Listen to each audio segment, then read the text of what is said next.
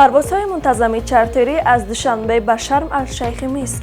Аввалин туроператори миллии EASYBOOKING Tajikistan, ширкати ҳавопаймоии Сомон Эйр ва авиаагрегатори миллии FLY.TJ парвозҳои мунтазами чартериро аз Душанбе ба Шарм-алш-Шайхи Миср оғоз мекунанд.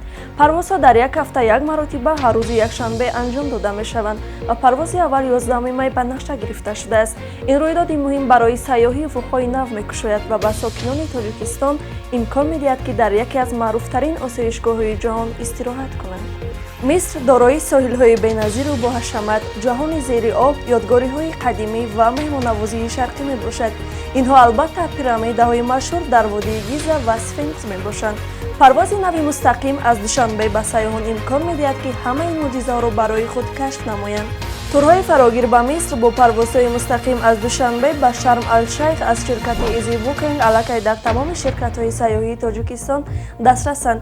Ҳар шахс метавонад дар тур ҳамроҳӣ намояд ва дар соҳили баҳри Сурх истироҳати фаромӯшнашаванда гузаронад.